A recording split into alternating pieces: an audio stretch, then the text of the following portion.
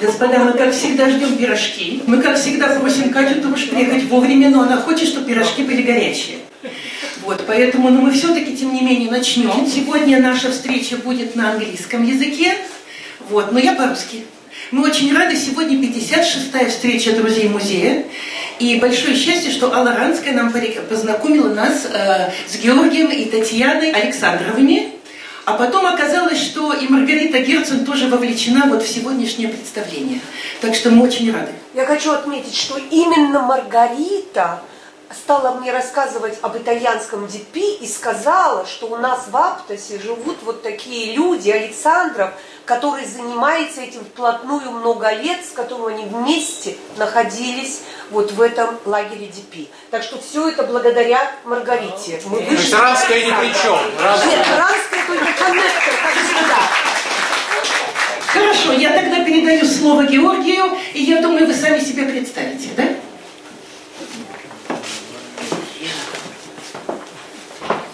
Well, today we're going to be talking about the DP camps of Trieste, Italy, where I had the honor of spending 5 years in Camp San Saba Annex, and Margaret was right across the street at the Risiera di San Saba, and they were completely different camps, so I'll be speaking about my camp, and then Margaret will tell you about her experiences in the what they call the rice mill, or just Maine. So I'm going to have to take a couple of minutes to get warmed up, and then it'll go a little quicker. Anyway, here's Italy, and Trieste is right here in this corner, right here. And behind Trieste are the Julian Alps, and of course it faces the Adriatic Sea, as you see, and as you look from Trieste to the north, that's the Karst Plateau, which is a geological formation with a lot of limestone outcrops, giving rise to fantastic caverns, world-renowned caverns and caves. Anyway, oops, where's my clicker?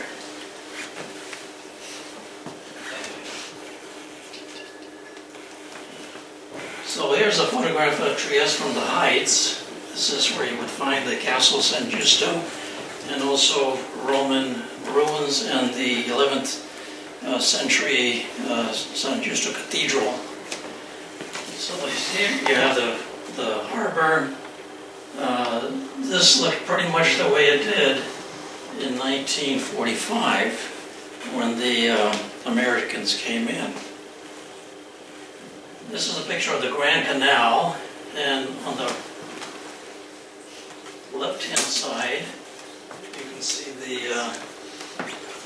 this is the Serbian Cathedral of Saint Spiridon, and this is San Antonio.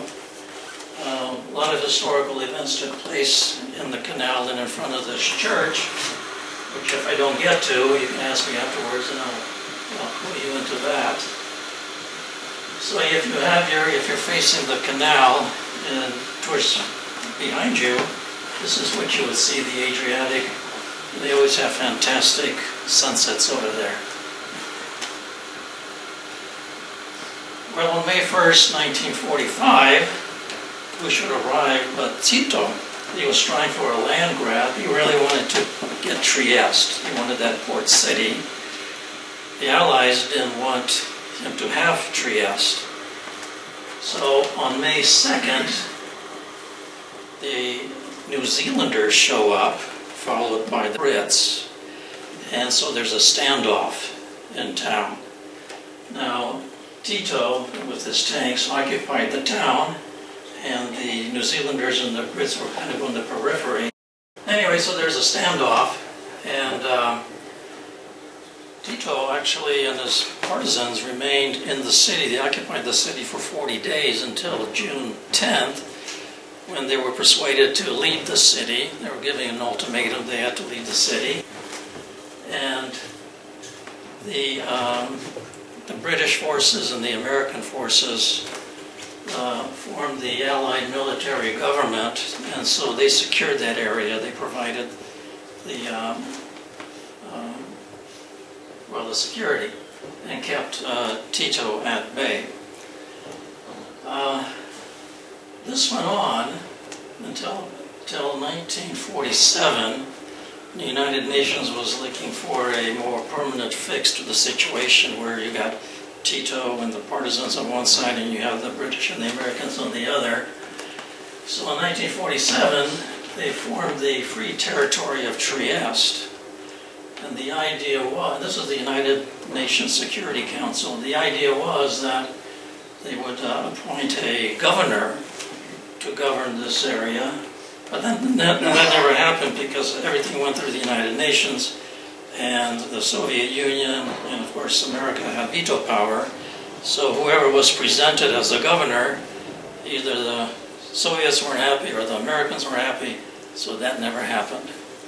So the Free Territory of Trieste always remained under the control of the British and the Americans.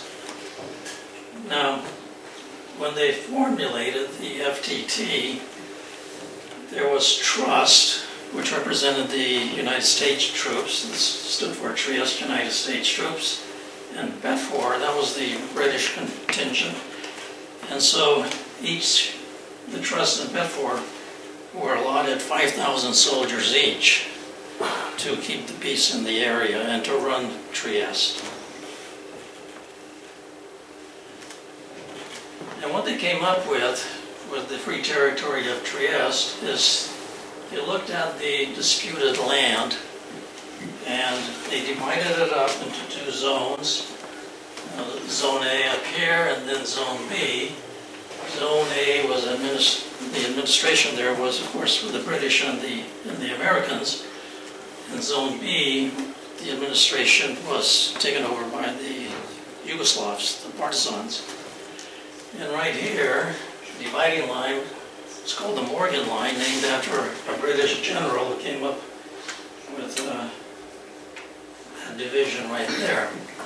Of course, Tito was not happy with the situation because he desperately wanted Trieste, except Stalin did not support him. So there was nothing for him to do. Stalin didn't support him because he didn't want to upset the Allied powers at that point in time. Later on he didn't care, but at this point in time he didn't want to upset him. So here you have the Western powers on the western side and the Eastern powers on the right-hand side. This is the first territorial clash right after World War II ended, which was on May 8th. This was actually, historians later on would point out that this was the beginning of the Cold War, right here in Trieste. Churchill in 1946, talked about an iron curtain that had fallen across Europe. This was the southern point of the iron curtain, and then it went up north, up through Poland.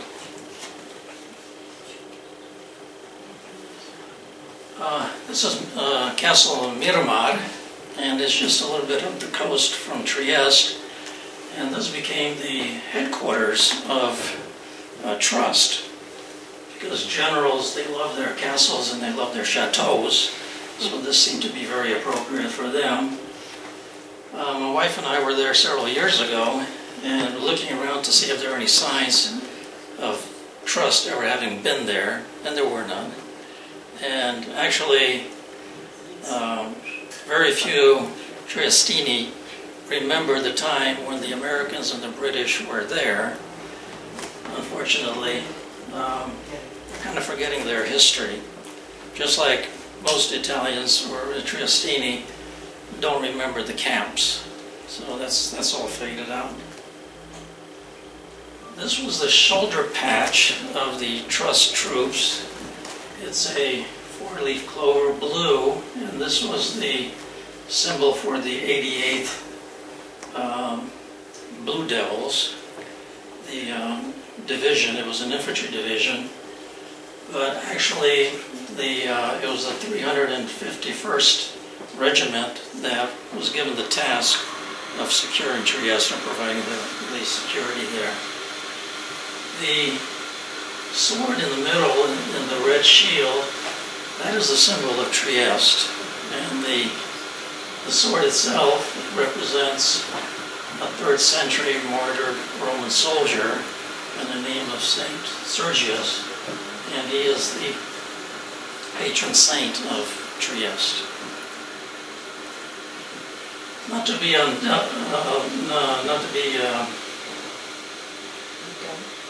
outdone, the British went a little further up the coast and settled into Castle Duino, and this is where their headquarters were. That's where the generals hung out. And of course they all had offices and barracks within the town itself of Trieste. This was the shoulder patch of the British contingent. And here we see a parade of the American soldiers. The Triestini, the Italians, loved the Americans. They came, they brought a lot of money into the economy because you can imagine that that area and the town was devastated after the war. So they brought much needed capital and all sorts of international support poured into the free territory of Trieste. These were really disciplined troops. Their commanding officers were very strict with them. There was no nonsense allowed. All of the soldiers had to wear their uniforms at all times. Civilian clothing was not allowed. Now, these troops, of course, when they came to Trieste, they brought a lot of the American culture with them. Foremost, what they brought to Trieste was pizza. Before the Americans showed up, pizza was unknown there. And where did the pizza come from? Well, from southern Italy. And as the troops moved up, they brought the pizza to Trieste. And of course, from there, when the troops returned to America, they brought pizza to America. That's how pizza came to be in America. Before that, there was no pizza. They also brought in American cigarettes, Coca-Cola, Bazooka bubblegum, Nestle chocolates, Hershey chocolates. They brought in their music. They brought in their sports like football and baseball. No, it wasn't soccer. Basketball, boxing. Special services of the armed forces went out of their way to provide all the things that the soldiers would need to be comfortable, and kind of gave them those things that they were familiar with. There were a lot of movie houses that were established throughout the town, which showed all the current films that were being shown in the United States. They actually built a couple of bowling alleys in Trieste. Of course, the Italians don't bowl, so not the way we bowled here. So they had a couple of bowling alleys, and they also built an ice rink. Can anybody guess why these soldiers needed an ice rink? Well, all of the soldiers of the 351st came from Minnesota, Wisconsin, and South Dakota. They needed an ice rink, so it was built for them. Here we see some soldiers in a cafe. You'll notice the shoulder patches that they're wearing, the trusted shoulder patches. You also notice that they're wearing blue ascots, so to look especially nifty. On the table, you'll see some Coca-Cola bottles and some cigarettes with a Zippo lighter. Every soldier back in those days had a Zippo lighter. Can anybody guess what that pack of cigarette is, what brand it is? It was the most popular brand during the time that... Camel? Chesterfield.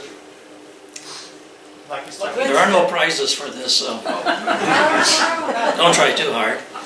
Well, it was Philip Morris, followed by Camels, and then Lucky Strike, LSMFT. Anybody knows what that stands for? That was their kind of logo. Lucky Strike means fine tobacco.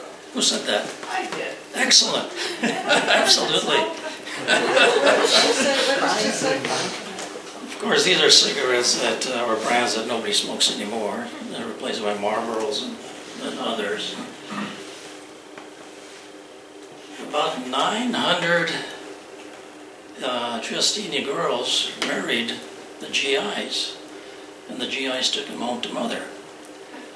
Less so with the British force. Like I say, the American forces were really loved by the Triestini, by the population there. Not so much the British. The Americans were better paid. They had a lot of pocket money.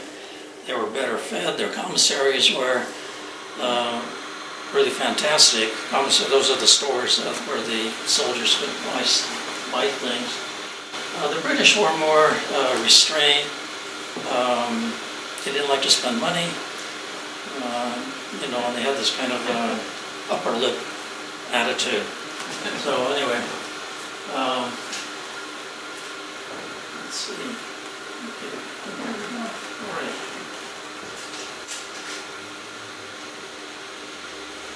Now this was exciting times for Trieste in that area. During the, let's call it the occupation of the troops there, you had a lot of Italian communists in the area, you had fascists in the area, you had Italian nationalists in the area, and they're all, fighting for some territory and always agitating for this, that, and the other. And you also had, the place was crawling with spies and assassins and black marketeers and what do you call those guys? Let's see, human traffickers. That's it. Human traffickers and weapons merchants. All those people were operating there in the Trieste area during those years, and it caught the imagination of the film industry. And several dozen movies were made in the 40s and the 50s that had Trieste as a backdrop. This one here, Diplomatic Courier, and it starred Tyrone Power. And the Italians loved their movie stars. So when they heard about this movie being made, and somebody found out that there was a movie crew out there in Trieste taking pictures, they all rushed out because everybody wanted to see Tyrone Power. Well, it turned out that the movie crews were only taking outside shots of Trieste, and Tyrone Power never showed up in Italy because this movie was made entirely on the lots of Hollywood. So they were truly disappointed about that. Now, what you don't see here is that there are about 4 uncredited actors who later on became very famous actors, but they're not shown here. So I really recommend you give this movie, take a look at it. You'll be surprised about the actors that you see there. Another one, that one was made in 1953. This one was made in 1948 by the British movie industry, The Sleeping Car of Trieste. 1,000 miles of thrills, drama, and excitement. It's an interesting film, but the thing that was most interesting to me is one of the actors in this film was a very young Mr. Banks. Mr. Banks, who starred in, do you remember, the father in Mary Poppins? Oh. Do you remember Mary Poppins from the 60s? Well, he played the father, Mr. Banks. He appears in this film as a very young actor, and at first I didn't recognize him, and then his voice kind of gave him away, and Tanya and I agree that's who it was. Well, the Pulp Fiction industry got in on the act over here too and put out lots of books. I actually bought this book and read it, and so. But anyway, you can see there's a secret agent there, and of course a beautiful girl, and there's writing in the background. Somebody's lying there dead. And It says over here, international intrigue novel that rates with the best. Well, with the best of Pulp Fiction, I guess. Anyway, this original illustration, I found it on the internet a couple of weeks ago, and it was up for sale for $20,000. This was done by an illustrator called De Soto, and he did hundreds of these for books, for magazines. These are Pulp Fiction illustrations, which were very popular back in the 40s and the 50s. Okay, well, that kind of gives you an idea about Trieste and where the camps were. So now we're going to go a little backwards and consider in 1950, beginning of 1950, White Russians started to show up at the border of Trieste. And first it was a trickle, and then it was a flood. So who are these White Russians? What are they doing in Yugoslavia? So to answer that question, we have to go back to Russia in 1919, 1920.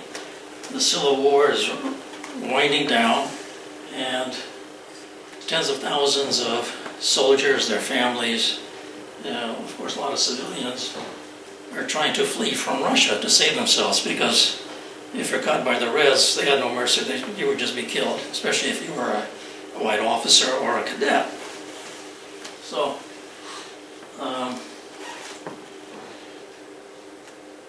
they took basically three directions, these people who were fleeing Russia. Some of them went through the west, like my two great uncles did.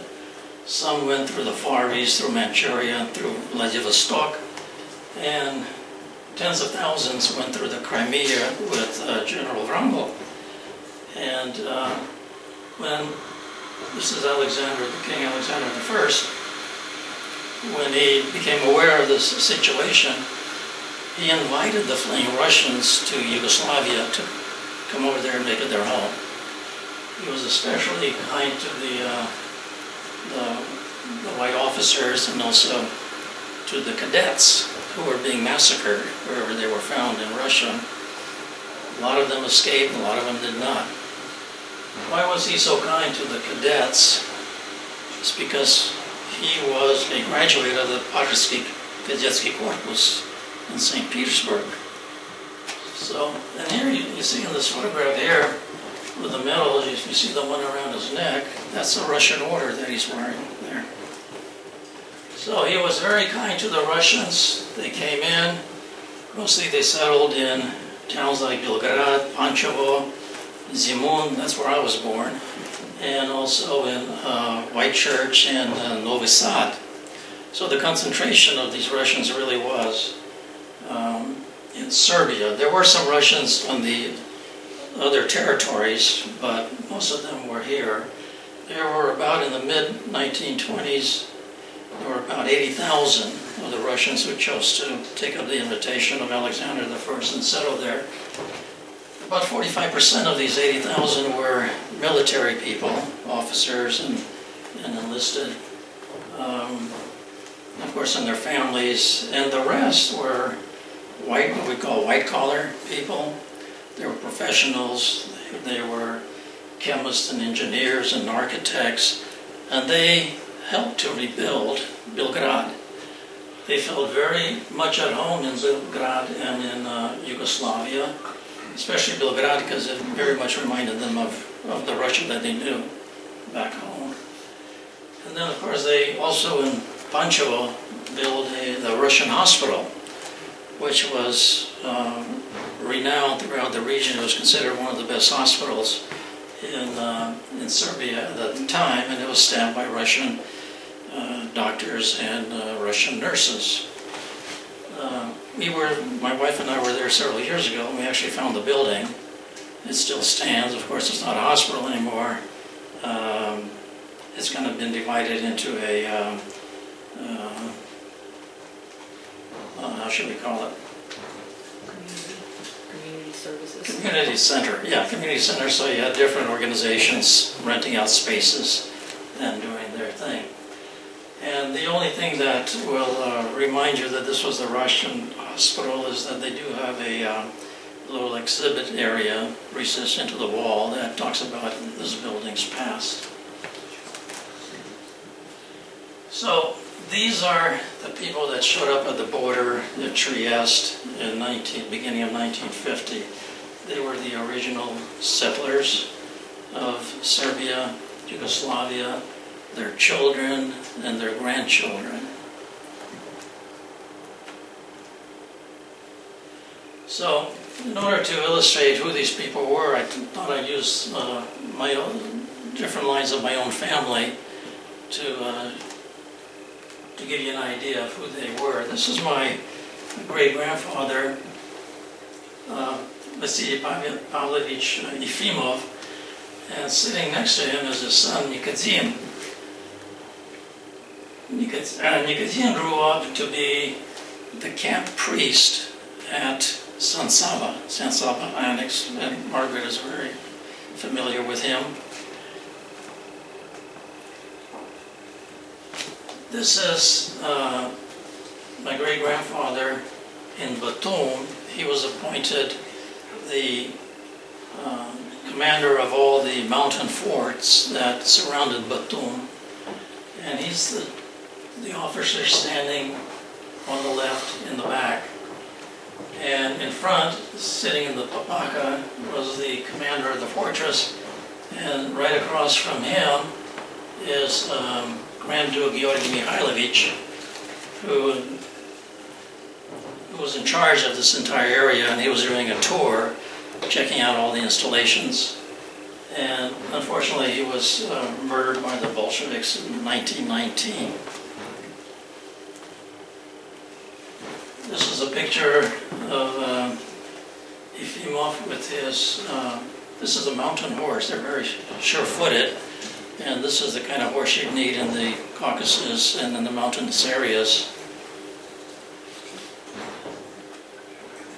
So this is what kind of a timeline of my grandfather's military career. He started out in Kronstadt in the military force. He was an artillerist, of course.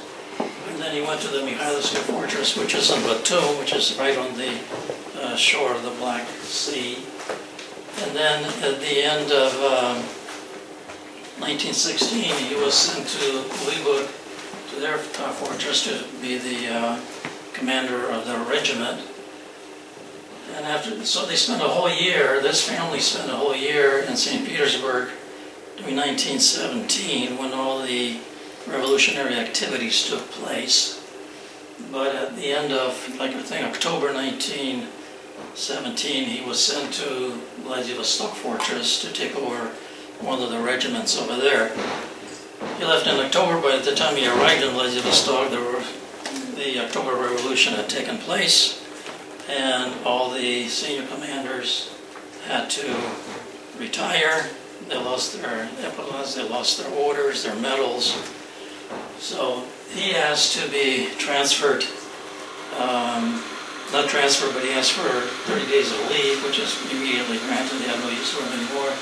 He went to Ekaterinburg, where his family was. His sister lived there with her family. He went over there to pick him up, and then they moved down to Omsk. So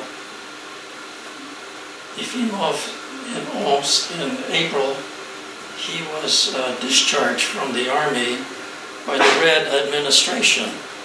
And they also promised him a pension, which I don't think they ever had any intention of paying. I mean, they were broke, so I don't know what that was all about. But a couple of months later, I don't remember, in April, that's when the royal family was moved out of Tobolsk. They were held there for a while. They were moved out of there, and they were moved down to Ekaterinburg.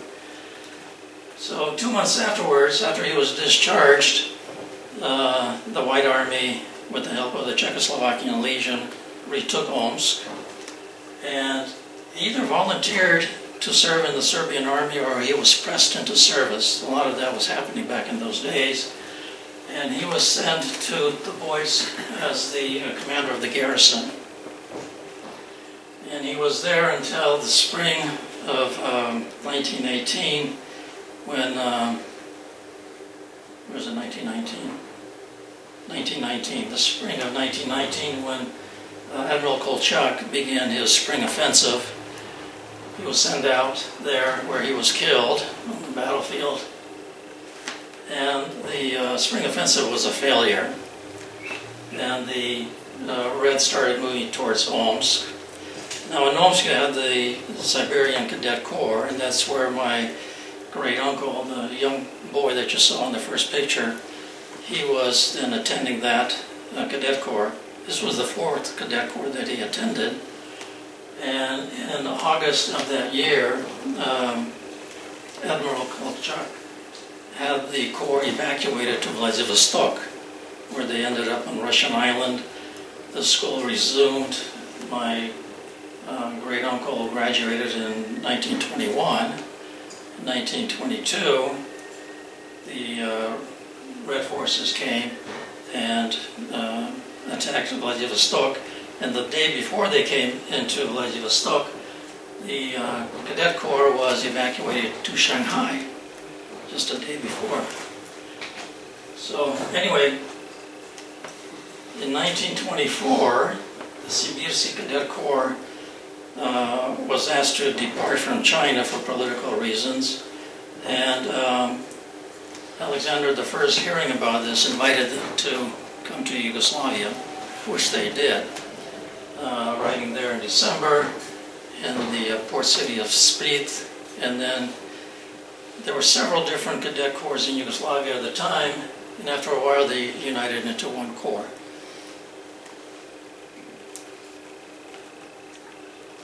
This is Tobolsk. It's very famous people come from Tobolsk. Yes, Sala, right? Yes. Yeah. Very famous people. They had a large prison there, and a lot of very famous people were the guests of the Tsar in this prison. It was very difficult to get to. That's one of the reasons that the royal family was sent here, is because more or less you just had to go by sleigh, or you had to go down the river when it wasn't frozen. And this is, of course, Admiral Kolchak, who, after the Cadet Corps was evacuated, I think it was in February of the following year, he was killed in the city of Irkutsk. And this time he was the supreme ruler of Russia. These are my great-uncles. This is my great-grandmother, Nadezhda. The person on the left-hand side, his name is German, Captain German, and he was with the 13th Yerevan Regiment. And the one on the right, that's Alexander, Colonel Alexander, and he was in the 15th Tiflis Grenadiers. These two were able to escape to the west when the time came. German ended up in Lyon, France, and Alexander ended up in New York City, actually working for the famous Russian tea room, which I don't know if it still exists, but back then that was the happening place. And of course all the staff were, former colonels, generals, counts, grand dukes, whatever you have. German is in this picture here. This is the 13th Yerevan Regiment. If you look at Tsar Nicholas, he's the gentleman right behind him on the left-hand side. And here's another photograph where they're gathered together. You can see Tsar Nicholas, and next to him are two of his daughters. The first one is Olga, and the other one is Tatiana. This would be like in 1913.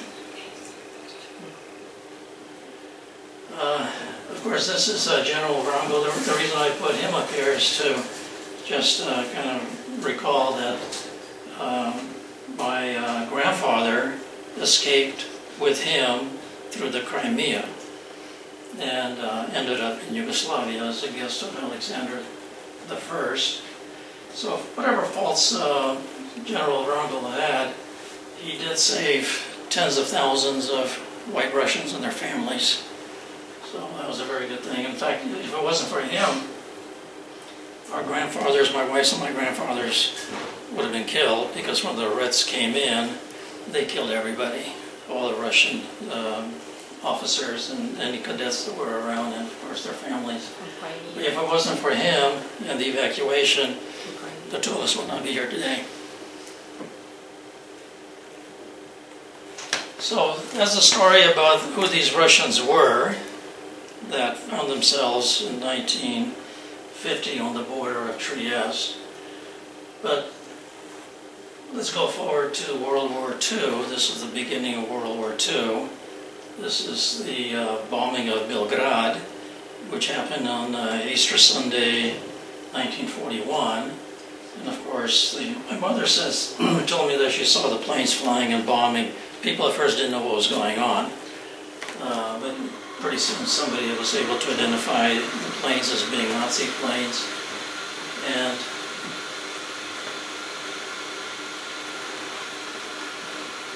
just before the Nazis rolled in, this is King Peter, a young King Peter II.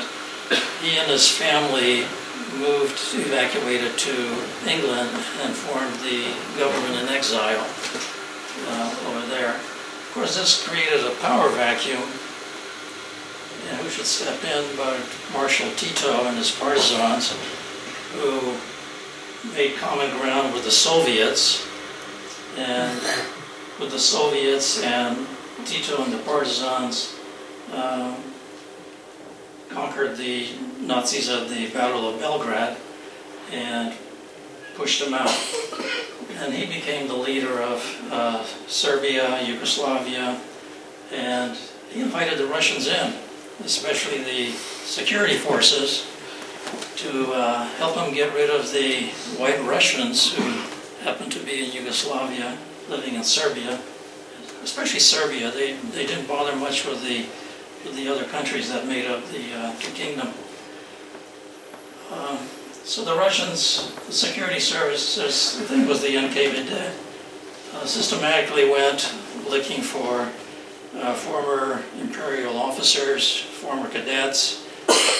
They were invited in, they were interrogated, and a lot of them were repatriated back to Russia, where their lives were not so happy, where they were outright killed once they got into the Russian territory.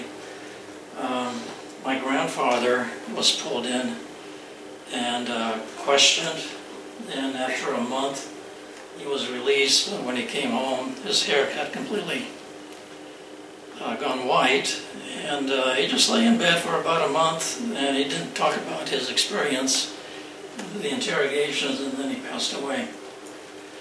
Anyway, well, the love fest between Stalin and Tito lasted until 1948, because Tito was his own man, and he didn't follow the dictates of Stalin. So Stalin had him kicked out of the Cominform in 1948, and Tito was not happy, of course. So he kicked all the Soviets out of his country. And then once he kicked out the Soviets out of his country, he looked around and he said, well, we still have all these white Russians here. He said in 1949, he says, let's get rid of them too. And so he told the white Russians, they were informed, you can go east, you can go west. It doesn't matter to me, just go. And most of the white Russians, you have to remember that you have the original settlers, you have their children, you have their grandchildren, who were, especially the children and the grandchildren, were fully participating in the Serbian way of life over there.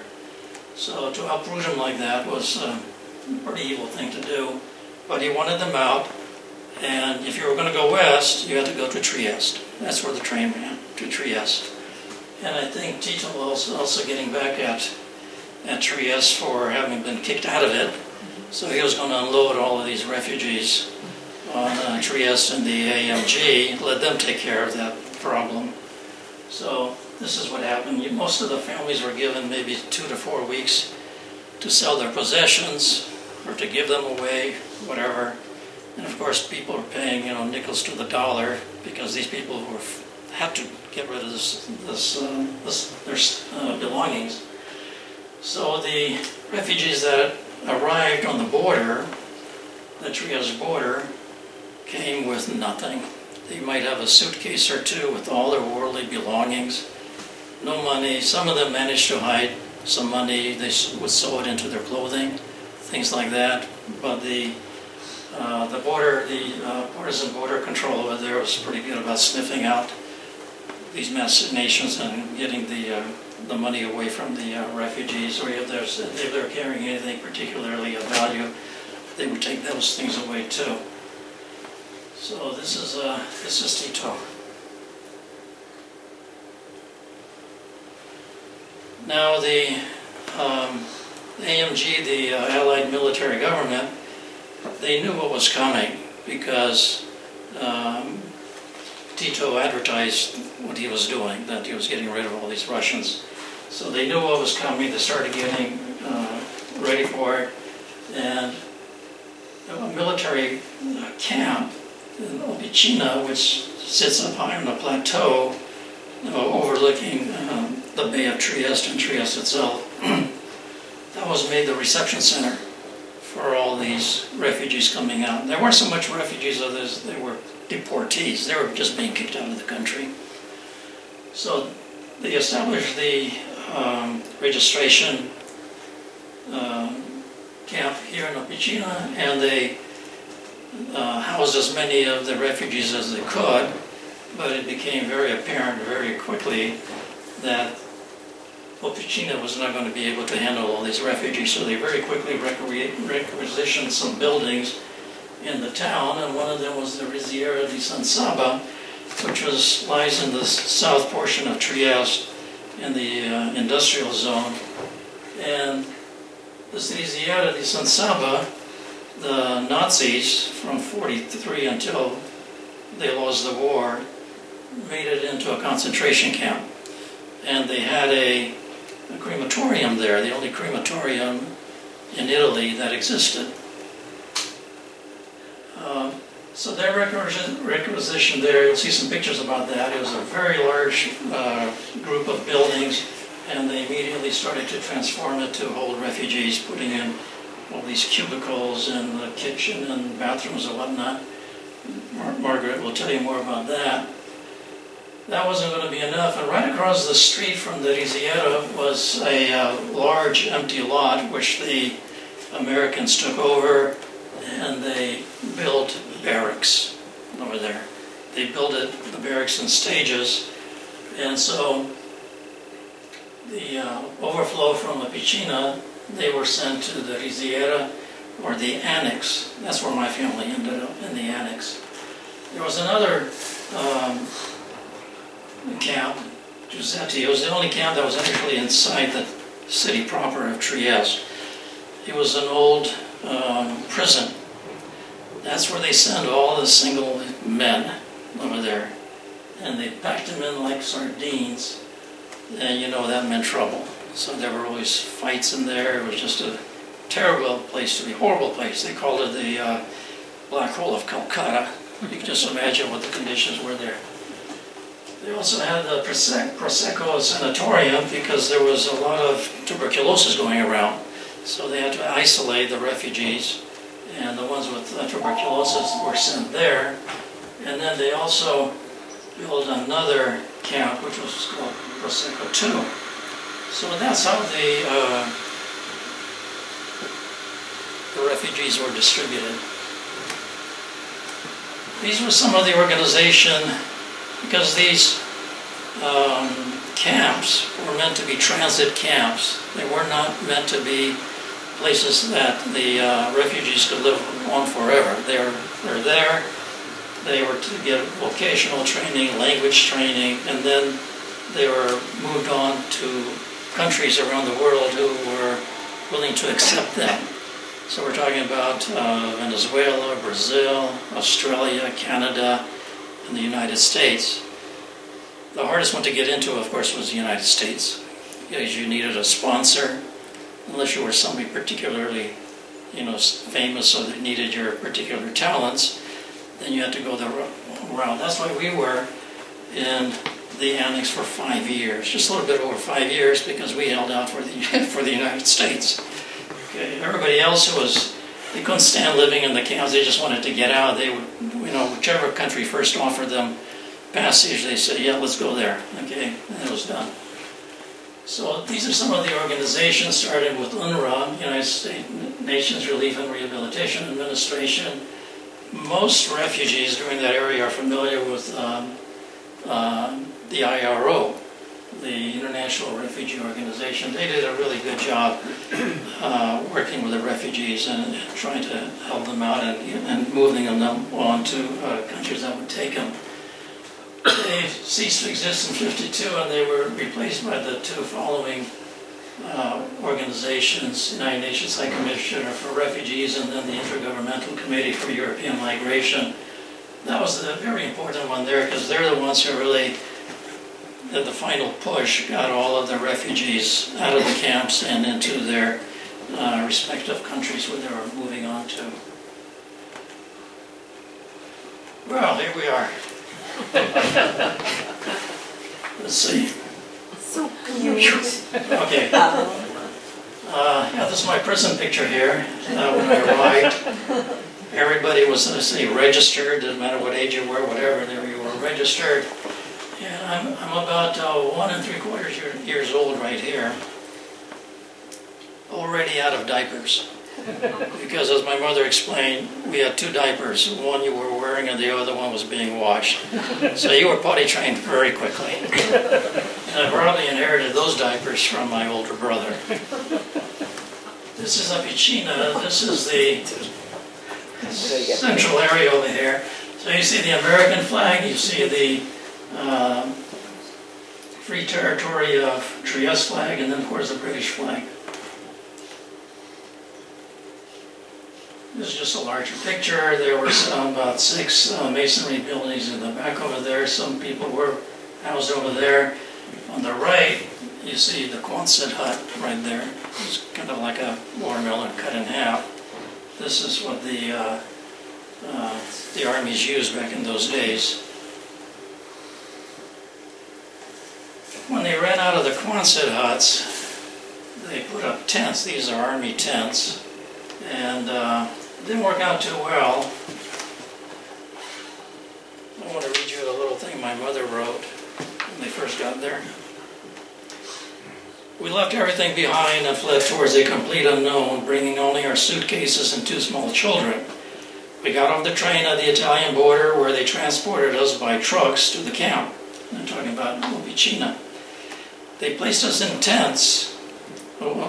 It was located up in the hills above the sea, surrounded by barbed wire. They placed us in tents. Our moods were pensive. We left our sorrows behind, but what lay ahead, who knew? Several days passed, and Saturday arrived. Everyone began to wonder about having a church service. There was a young priest in our group, as well as a choir master. We assembled a small choir and gathered some fir cones for incense. Everyone gathered by the edge of the woods. We made a small candle stand, and the evening service began. The evening descended quietly. Stars began to appear against the blue Italian sky. The air was warm, and some birds were lightly chirping as they settled into the night. The choir began to sing, and it seemed as if no choir ever sang so well. We lived in the tents, like this one here, until fall, when the strong northeast winds arrived. These winds are called the Bora winds, and they can kind of hurricane strength winds. If you go to Trieste today, you'll see on the streets, the chains on the streets, and this is what the pedestrians would hold on to so not to fly away when the Bora winds came. So the winds arrived and blew the tents away. We were moved to the outskirts of Trieste, where we were placed in wooden barracks that were designed to hold up to 60 people. One of the barracks was assigned to be a church. Work commenced. Artists began to paint icons. Seamstresses began to make church vestments from parachute cloth. There was a lot of those around. The parachutes were taken apart to extract the fine silk thread for the vestments. A wonderful church choir was assembled. A grade school was established, and later a high school. My 3rd son, Kolya, was born here. The winter was cold. Water left on the table would freeze overnight, but all was well. The children were healthy. I don't remember this part. Too young. Here are the Quonset huts here. This is my stepfather, Alexandrov. Does anybody remember him? For 30 years, he was the choir director of the Burlingame Russian Church. What was his name? Alexander Budkov. Shura Budkov.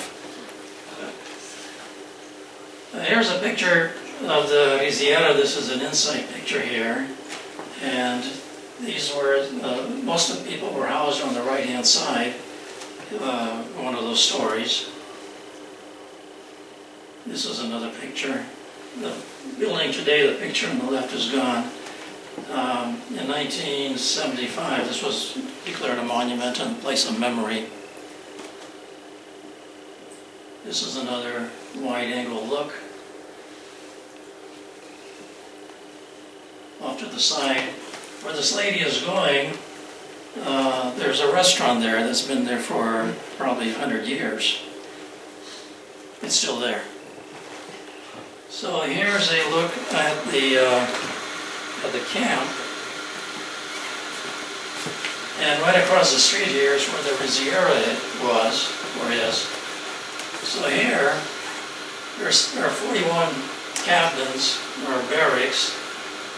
37 of them were used and others were for special use, such as the area of the infirmary. This building here was the kindergarten room. I have dear memories of that every day. I think after lunch they would line us up and give us a big spoon of cod liver oil.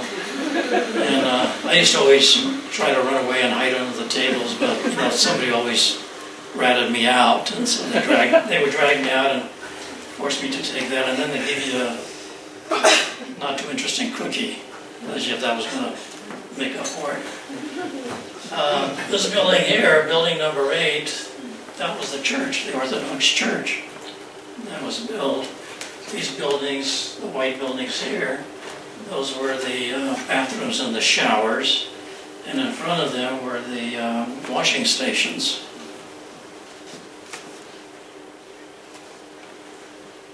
Here's another view, a wide shot. So here you see the Riziera, the former concentration camp, and here's San Saba Annex. This whole area here, oh, this was a private concern, but this whole area here was given as a playground for the kids.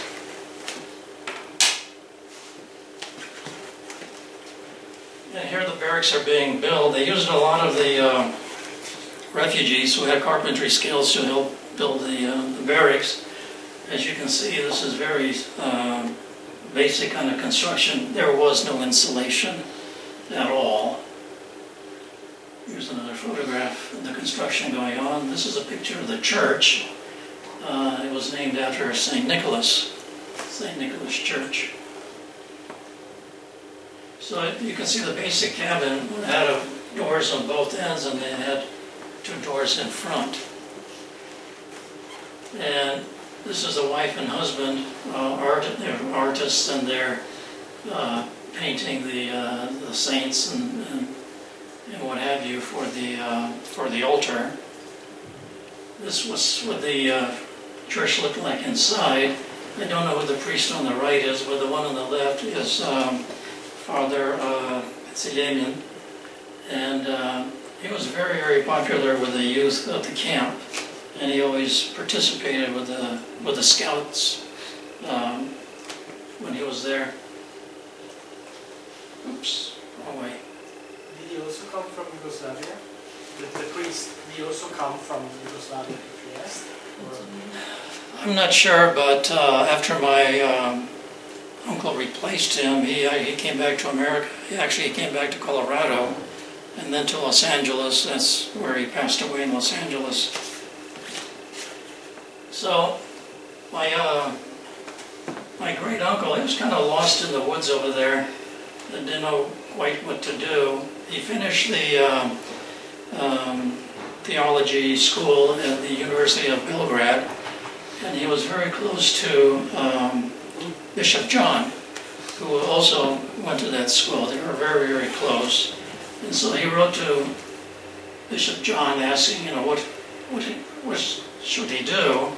And he was advised to take the orders and become a priest. and take over the duties of Father Pensiamen, who was going to go back to the States. So Vladika Jan, he sent out, this is Vladika Leonti from Brussels, and over the course of 2 days, my great uncle was ordained, and he was ordained in the name of Spiridon. And the first day, the services actually took place in the St. Spiridon Cathedral that you saw in the, I think it was the second picture at the beginning. So here he is, he's looking a little shell-shocked, I think. But a year later, he looks like in his prime. That's me on the right-hand side. They made me an altar boy to keep me out of trouble, I think. And of course, this is Easter, the procession around the barracks. And a lot of the people here would come from the rice mill, which was right across the street. They would come for services over here. And of course, this is the blessing of the Kulichi.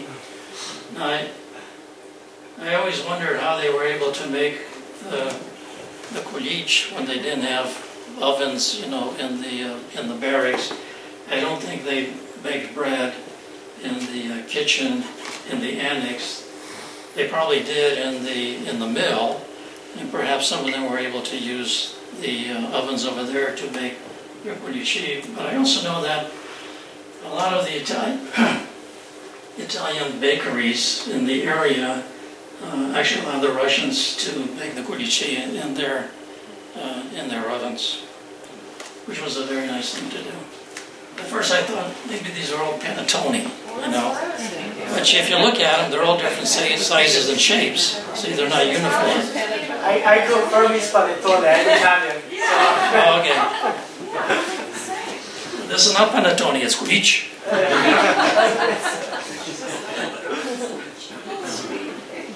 So just another picture. And there's Father Pensiamen blessing he has a whisk in his hand and he's blessing the kulichi there. So there's Nicodemus, he's the reader there at that time, before he was ordained. This is the church choir, and the gentleman on the right-hand side, that's my stepfather. This is Alexander Budkov. And here they're blessing, they're baptizing my brother, who was born in the camp tree, and his name is Nicholas. And you can see that this is wintertime. These people are wearing their overcoats. And on the right-hand side, you'll see that's the stove that they used, and there's a pot of water sitting there, probably getting warmed up. And you can see this is the taz that they use for the baptismal. So that's it. So Spiridon was very, very kind to children, and he would never dump the baby, all the way down into the water. Just a little bit, just enough, and that was enough. He didn't want to traumatize the kids. I know some priests, want to just dunk the whole kid in there. And I think that's a little bit traumatic. This picture should have come before. This is where my great uncle marries my mother, and then there's my stepfather, Alexander.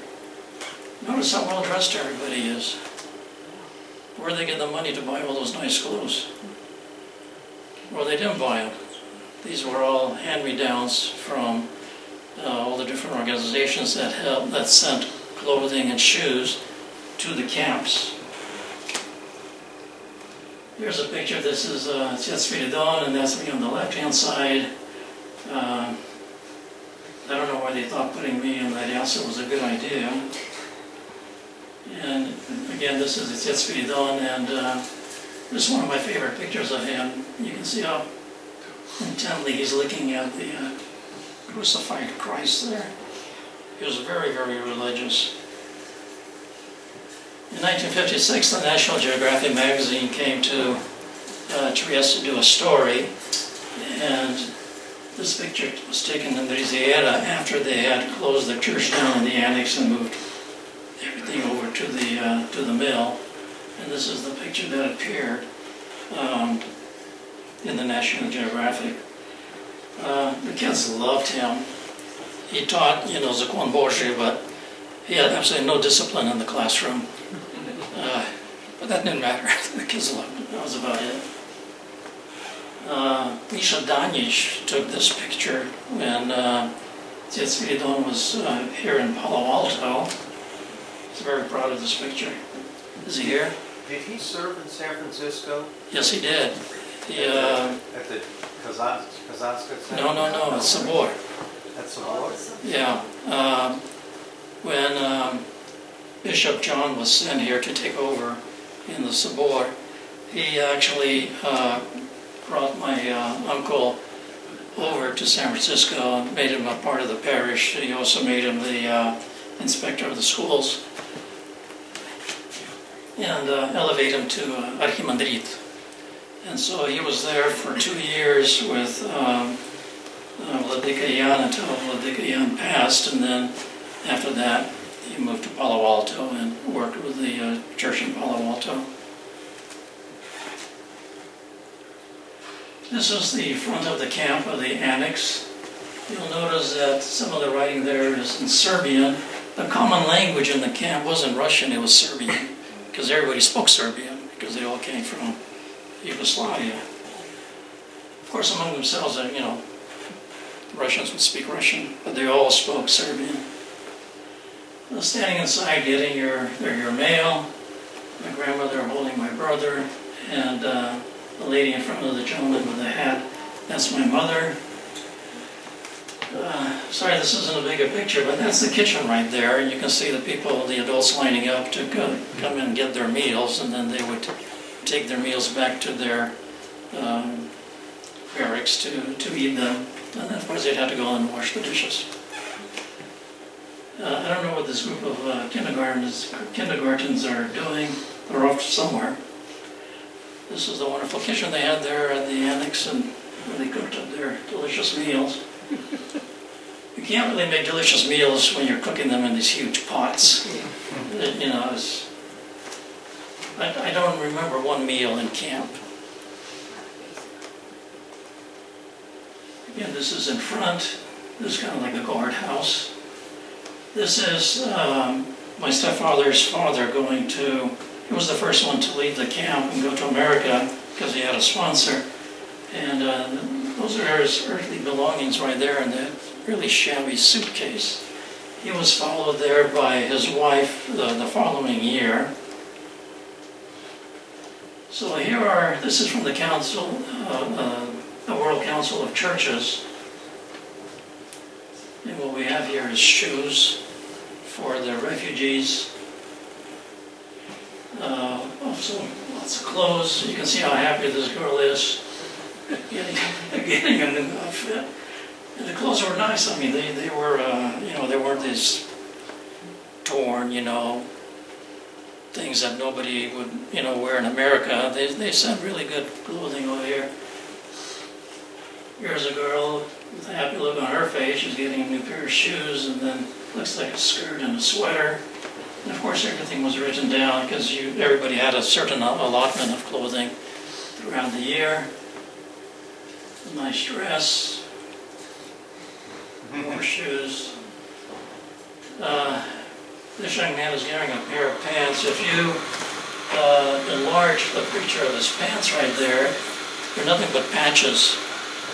And, some places are completely worn through. And this is how they came over,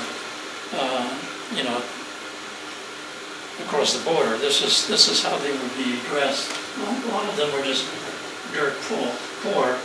In fact, most of the people who were in the camp were dirt poor, unless they had relatives who would send them care packages, or unless they were able to make some money under underground employment. They weren't supposed to be working in Trieste. That was forbidden, but of course a lot of them did find employment as housemaids or housekeepers or babysitters or cleaners, stuff like that. the musicians, there were a lot of musicians in camp, and they made out pretty well because they would, at nights, they would go into town and they would play at the cafes and the bars. This is the Swedish barrack, and this barrack was provided by, of course, Sweden, and this was for youth activities. And you can't read it in the small print over there, but it says, this barrack has been equipped by the Ford Foundation. So a lot of foundations came to the area to provide assistance and relief. Vocational training was a huge part of life in the camps because these people need to have some skills so when they moved on to their new country they could be employable. And one of the favorite vocational training school was the dressmaking school because you could always become a seamstress, you could always find employment in another country. And they like to do exhibitions to show what they learned and show everything that they were capable of doing. This kind of reminds me of the science fairs they have in our elementary schools nowadays. So here's a dressmaking class. This is a toy making. The kids here are doing making toys out of wood. They will also be taking what you might call a wood shop. And a lot of these toys were well done. This, I don't know if you probably can't see it, but the toy on the right-hand side there, that's a kind of like a Russian horse with a what's the English word for this? Sleigh. Yeah, with a sleigh. I actually have an example. This is a box here, and I know you can't see it, but it's intricately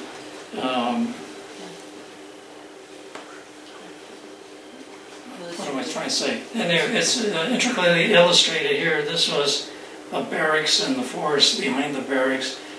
This was in Schlossheim, which was a refugee camp outside of Munich.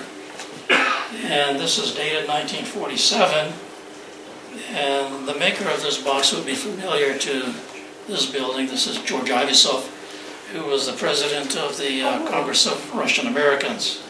So I'll leave this up here, so later if you want to take a look at it, it's really well done, but you have to kind of move it around to catch the light, to be able to see it. Oh, so he did it himself. Yeah. George Ivisov. He was a teenager, and this is what he Oh. did. Yeah. And again, woodworking, dressmaking. That's my mother, the lady on the right of the gentleman there.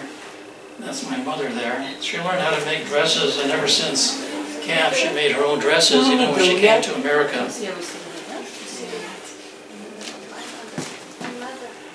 Where's your mother? Margaret's mother. Right here? Yeah. That's Margaret's mother. I'm surprised who you recognize in these pictures.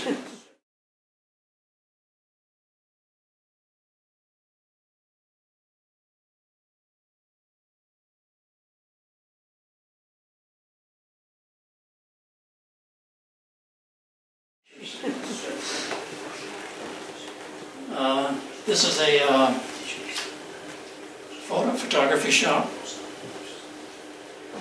Now these kids, this is from the rice mill. All the kids that are there, this looks like it was probably Christmas time, and it is. So they had a makeshift stage over there where they did performances. And not only kid performances, but also professional musicians. So this group here, at night they would be in town, working at one of the cafes, one of the establishments over there, making a lot of money on the side.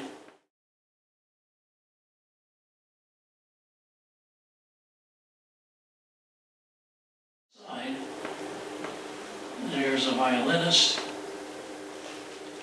This is Christmas, and we're back in the annex over here. the soldiers were very good. The British and the American soldiers were very good to the kids. And on big holidays, they would bring the trucks to the camps, and they would take the kids back to their areas and throw big parties for them. The soldier here is a British soldier from the Lancashire Fusiliers. You can tell that by the hat on my brother's head over there. And of course, Christmas Santa Claus would come and give out presents, and they would sing Christmas carols, which the kids knew nothing about. I think they just kind of mouthed the words because nobody spoke English. Scouting was an important activity in the camps. It keeps the young people busy and out of trouble. This is at the foot of the Julian Alps, and this is, you can see, this is an outdoor service. All, you know, the transportation, the tents, the food, probably a lot of the uniforms was supplied by the AMG, the Americans. And here you see kids being loaded up in the trucks. And a lot of times and there's farther up in there, a lot of times the Russian scouts would unite with the Serbian scouts, because there were a lot of Serbians also in the camp. It wasn't just Russians who were coming across, because Tito saw this as an opportunity to get rid of a lot of bothersome Serbs at the same time. So there would go Serbs, and there would go some international groups like the Swiss, Austrian scouts. They would combine. I don't speak Serbian. I used to, but anyway, it looks like Serbian to me. If anybody can read it. You know that Serbian church that we have here on the street? Is that, Turk, yeah, is that from these people, some of these people that came from the camps? Do you know? I don't know. Found it?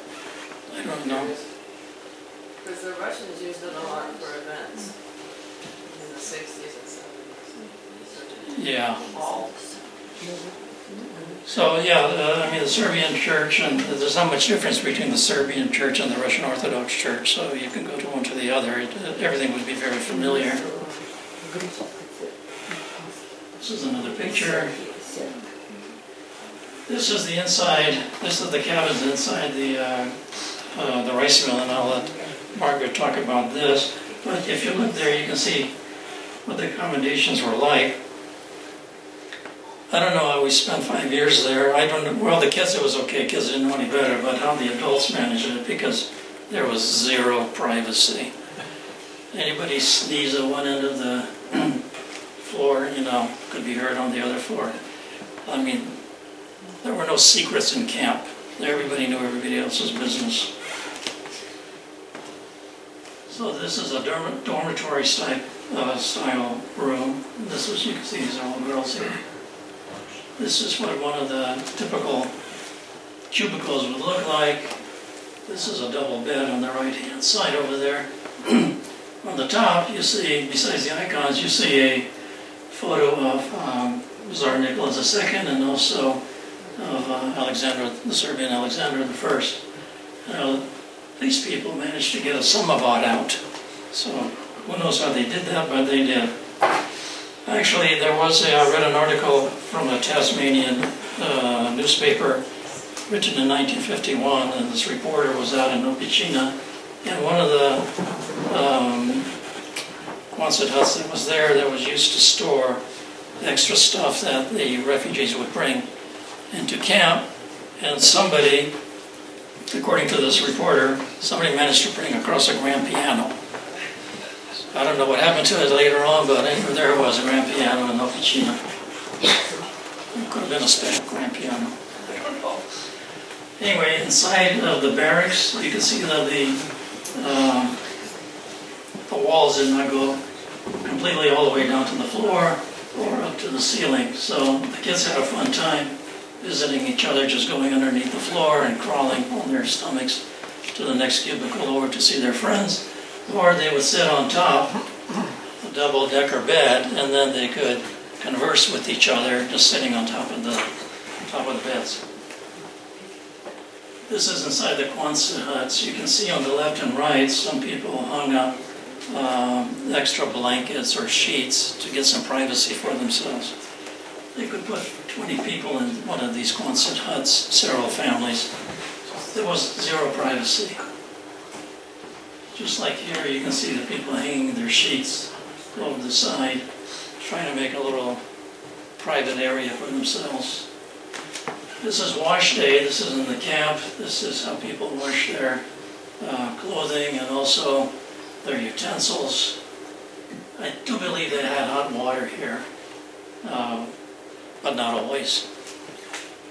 That's my mother there facing the camera and my stepfather, and they're doing the day's wash. Picture from the other side. I don't know why everybody looks happy. I don't look happy when I wash dishes and I wash the clothing. This is not the expression I have on my face. Lack of training. I have plenty of training. This is inside the Riziera. This is how people occupy themselves, playing cards.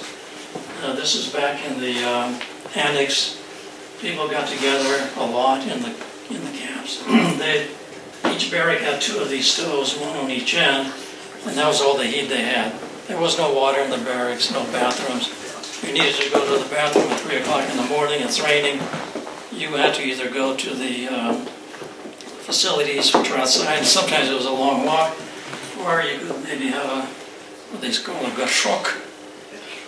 What do they call it in English? Potty. Potty. Porta potty. Chamber pot. That's it. That's the word. So you can imagine what that was like in the morning. Everybody going out to empty out their chamber pots. Another party. You'll notice there's a lot of wine. There's always a lot of wine. Italian wine was very cheap and very easy to obtain. People would sometimes put their food together. Some people had spending money. They go out and buy some produce from the little makeshift stores that were set up around the camp.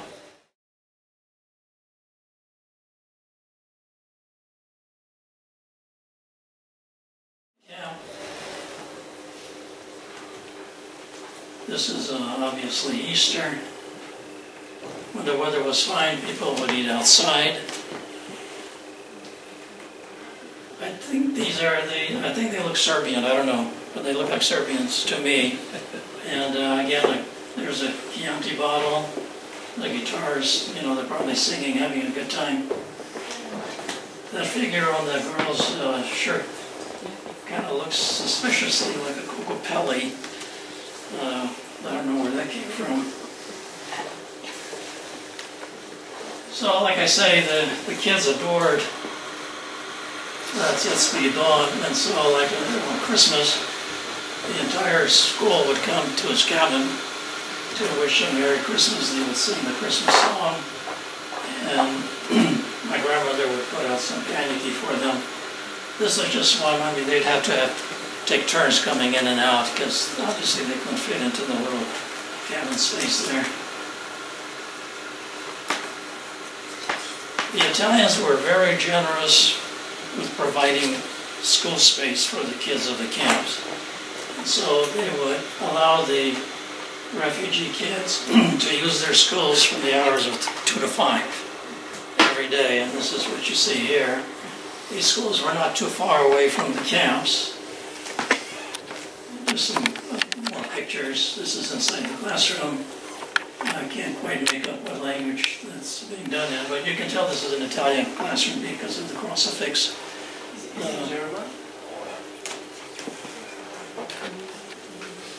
Of course, here's a class in geometry. Just like they say in Russian, "Kutadaskia." Yeah, up to the front, put up there. Here's your piece of chalk. See what you can do. These kids are lined up, and notice they all have cups, tin cups, and I guess this is refreshment time. And we had a lot of volunteers from the YMCA, the YWCA, the Red Cross that would come in and do a lot of the lessons. This one says English for 6-year-olds, 1950, 1951. So this is probably one of the volunteers. This looks like a graduating class. I think my mother talked about there being a high school. It's a very small high school. I think this is about it. And if you look at the board there, you notice that they wrote all their names in English.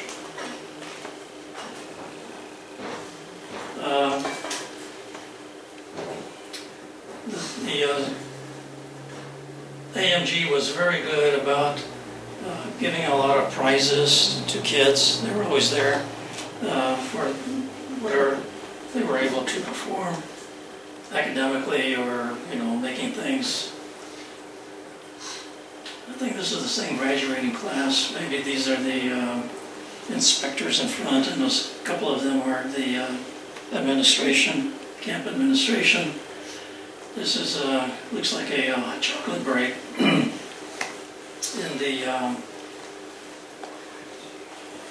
the kindergarten room. That's me over here, facing the camera, right over here. And then this is my brother over here. And then there's Margaret with the cup. I thought I recognized her. Where is she? Where? Second row up with the cup in front of That. Yeah, lower. There you go. No, with left. Where? More left. There you go. There. Oh, Oh, I should have recognized you with the bunsy. Yeah, you always wore one of those. Oh my goodness. So this is graduation, and that's me on the right and my brother on the left. I got the chocolate bar, you got the Big bubble. what is that thing called? Well, the big thing on the chest there. I think I got the better of him with the chocolate bar. I actually found that, what should we call it, a ribbon, yeah? I found this ribbon in my mother's house after she passed away. Because she kept it, and then I sent it to my brother along with the picture.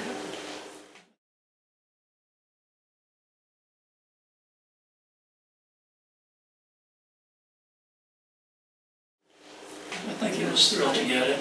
In 1955, in the winter, there was a big snowstorm, and up to this snow guy. That's my mother and my brother.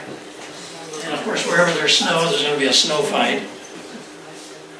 And you can see in the background, that's a rice mill. Some of the activities in camp, and of course, popular activities were table tennis, and of course chess, volleyball, and the soldiers, the American soldiers built this playground for the kids, which ran the whole length of the camp. And this is my mother, and that's me. She's holding my hand on the right, and we're going out for a stroll. You or Nicholas? That's me.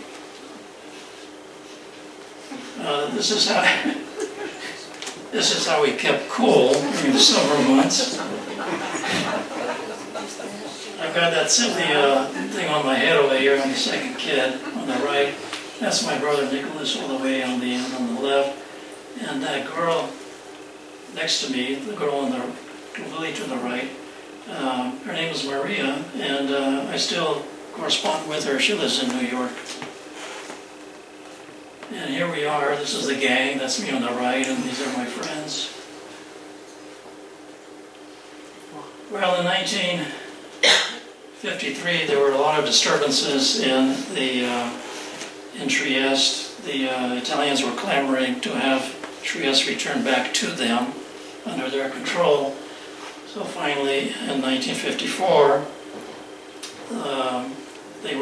Trieste was given back to Trieste, and the Americans and the British forces sailed off into the sunset. This is the next day. I think the entire town showed up for the celebration, and the day after the Brits and the Yanks left, the Italian military came in and took over the entire town. They wanted to make sure that Tito didn't have any designs of coming back in, and they also took over the administration of the camps. The camps actually were winding down in 1954, and my camps on the annex, all the people that lived there were being transferred to the rice mill, the jail, former jail that housed the single men. Giuseppe, that was closed in '53, and all of those single men were moved to the rice mill. Nobody was happy. The people who lived there were not happy about that because, you know, young men, they cause a lot of trouble, and that's what happened over there. We were moved into the rice mill 2 weeks before we left for America, and my stepfather said he only wished that the plane would fly over, on the way to America, fly over the Riviera so he could drop a bomb on it. That's how horrible his experience was during those 2 weeks. In 1971, my uncle and I were going through Europe. We stopped over here to see about San Saba Annex, and we arrived there just in time to see the last of the barracks being bulldozed right over here. And today, where the camp stood, is a huge supermarket with this parking area, so you can imagine the rows of barracks that were there before. I was actually really impressed by the supermarket. I think I found my former cabinet was in the fish section. Well, if you go to Trieste today, you'll see this little oddity here. There's a fringe group who wants the Free Territory of Trieste reestablished, and says right there, USA, UK, come back. So they're not happy with the current administration, I guess. So they're coming back. So, you need to think about all of these refugees. The majority of them persevered their time at the camps, and they were sent out to countries all over the world, and they made, for the most part, good lives for themselves and for their children. The tragedy here was, of course, for the old people, the infirm people. No country would take them in, so they became charity cases. A lot of religious institutions took them in. Some of the countries in Europe took them in, especially the Nordic countries, would take them in and provide for them. So what happened to all these former guests of San Saba and Riviera? 50 years later, they hold a reunion in New York. So this is 2005, and you can see they're a happy lot. And the first thing that would come out, of course, are the photo albums, so they could reminisce. I suspect all of these photo albums have probably been dumped, disappeared, because the new generation is not interested in that. This is history that has been forgotten. Again, with the pictures. This, by the way, was a week-long event. It's not just a day or two, this was a week-long. And they came from all over the world to be here.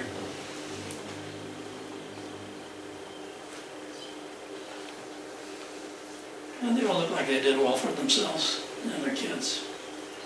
So, that's the end for me. I'm going to turn it over to Margaret. Come on, Margaret.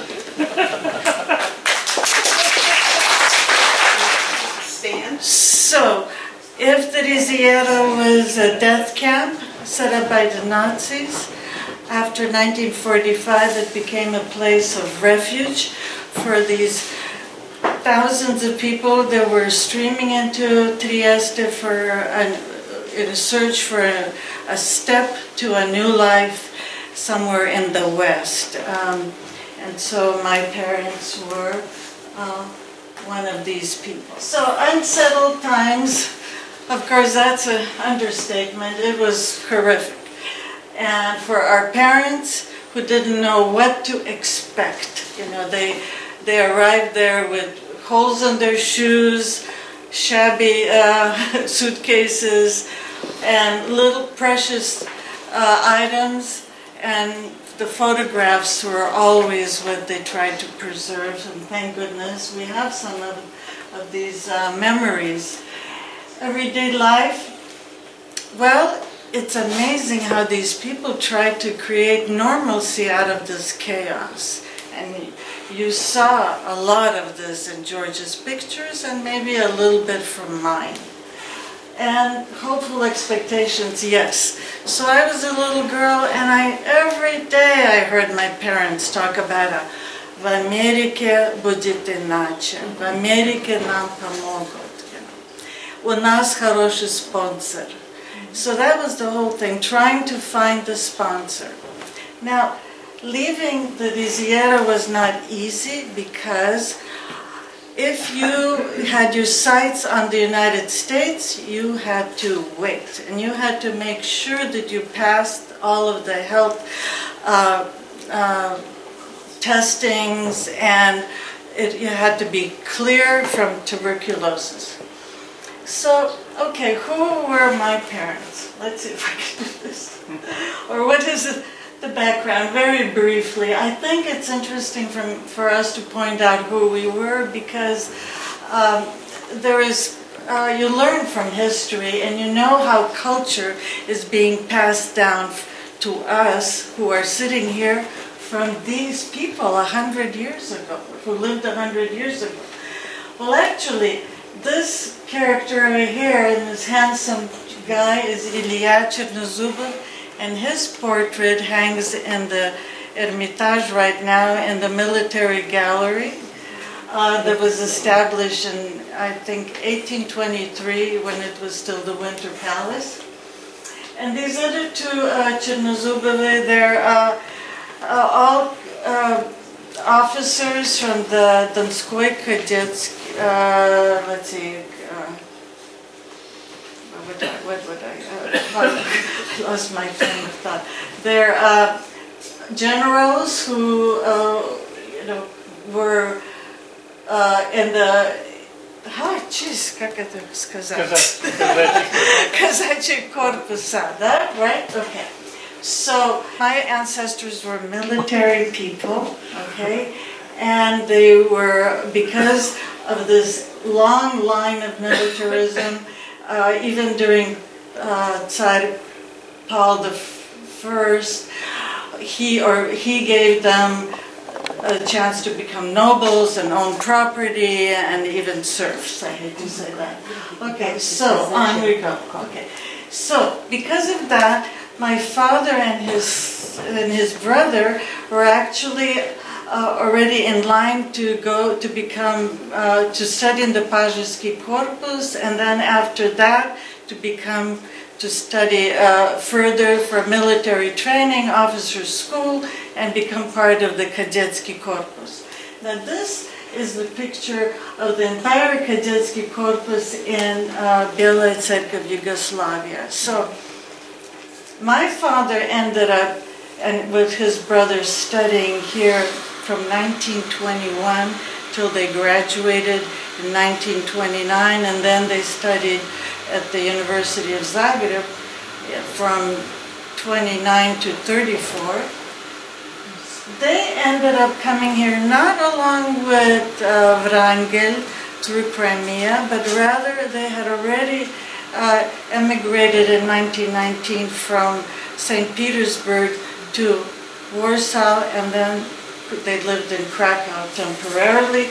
And my grandmother discovered that there was this cadet corpus being opened up, and she sent her two sons there because, after all, there was a history of middle officer training, and her two sons were going to continue in the same vein. My father is the young man sitting right there in the window, the blonde guy. Okay.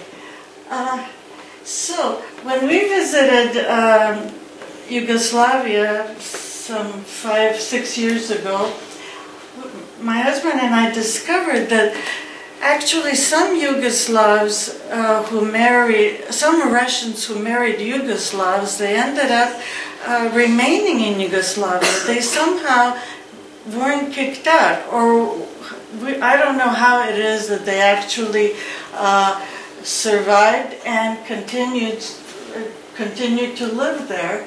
So this family down here, the Castellano family, they have a room that they call Ruska Soba, and all of the memorabilia from the Kadetsky Korpus is in that one room. So I wrote to him, said that we were coming, that I wanted an appointment. He was very gracious, and when my husband and I walked into his house and he ushered us to the room, what did we find?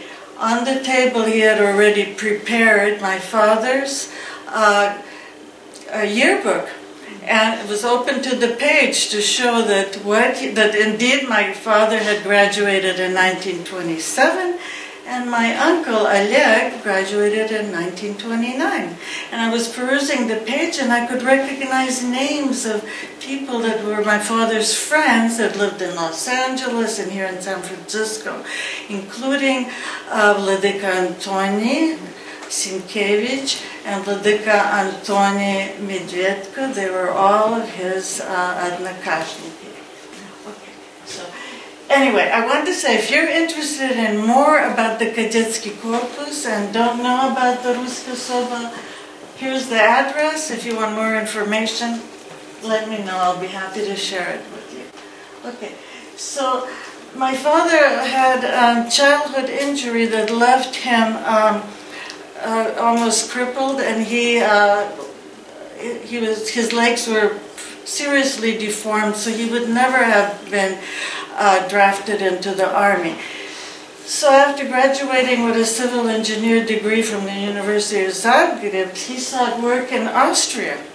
Lucky for him, he ended up in Austria from 34 to 45. And this company still exists. My father, civil engineer, but acquired electrical expertise, and that electrical expertise helped him become an electrician in Opicina. So, and later on, when they were building the annex, he would take me with him, me being a 5-year-old and a 6-year-old, and watching him or holding on to wire or whatever that he was going to string. Okay. Oops. Okay, so my mother, this is how poor we were. This is the only picture that she had of me as a little girl.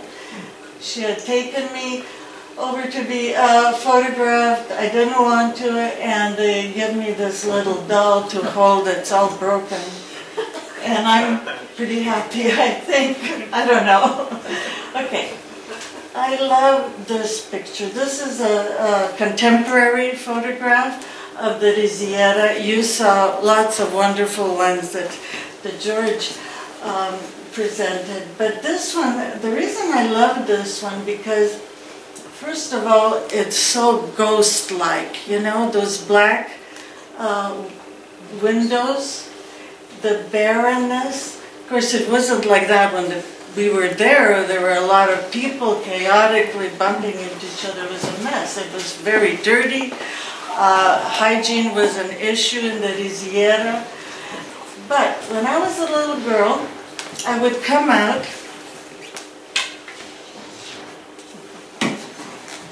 so right in here, you would walk in, there was a staircase, and then you would go up the staircase, and then into this building where we lived on the 3rd floor.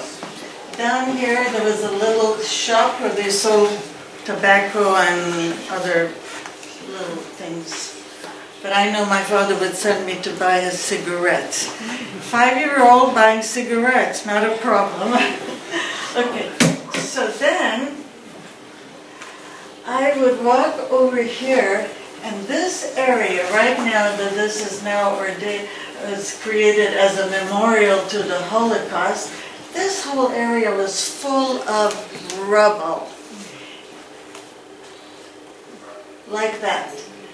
So that was the location of the furnace. So the Nazis were destroying all of the evidence, of their wonderful work. And so when they were preparing the Riziera for the refugees, they really didn't have time to clean up all the rubble. So the rubble remained there, and we as children would play on that. We didn't have anything else. They didn't build the little playground yet. And when I saw these pictures the first time, when the internet was available to us about, 20 years ago or so, saw it, my heart just dropped, because I remember a woman yelling one time at us children saying, "What are you doing over there? That is a sacred spot." She was trying to get us to stop playing there because it was dangerous, for one, and for other, I think she had a point. People were annihilated there, their bodies were made into ashes. Okay, so this is the only picture that George and I have of looking down at and getting a perspective of our kabinki. So I figured they were the size of, maybe 8 feet by 16, and they had this type of bedding, okay, Army issue bunk beds. And this is what my parents looked like when they arrived. You could see my mother probably cut her own hair. Neither one of them are smiling because they have very bad teeth. And this is the first picture that my mother managed to put together. I don't know, I think it was probably Dansov that came to photograph my mom. My sister was just born. And the reason I like this picture is because we're on the background of the Riziera building, the rice mill.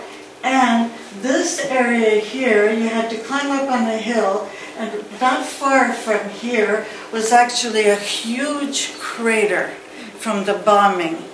And then when I became a little bit older, I'd climb up to this hill, and most of us kids would just roll down into the crater on the grass that covered it, because it was a lot of fun. Okay, so kindergarten in the Riziera, not in the annex. There's nothing still available, and so we're just playing in the dirt. I'm this kid over here. Whatever it is, I'm not very happy. Okay, so then you can just visualize how we were all dressed from hand-me-down clothes that came in care packages. So we were pretty much under the care of the Tolstovsky Fund, along with the United Nations. And so lo and behold, we ended up, my parents ended up having this newsletter of the Tolstovsky Fund writing about the lager, the DP lager. This is a very similar picture that George showed you. This lady was in George's picture, and here we're being given breakfast, and I need a little bit of water too. Can you have some water? My mouth is getting so dry. Some cap. Just a sec. No. I will bring cap. Don't worry.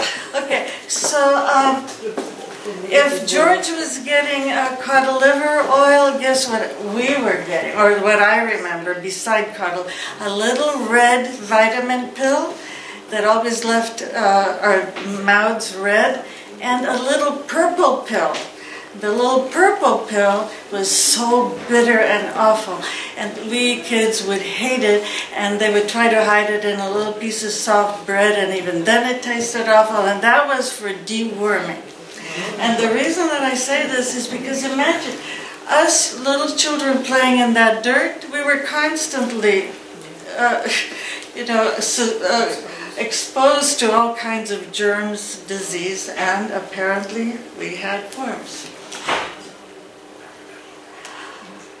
And in the Riziera, the kitchen was not as elaborate, not as well organized as the one in Annex, but this is the kind of appearance that my mother tried to avoid, and so somehow she managed to get a little hot plate, and she would repurpose the food that my father picked up from the mess hall, bring it up to our little kabinka, and then she would make it more edible for us.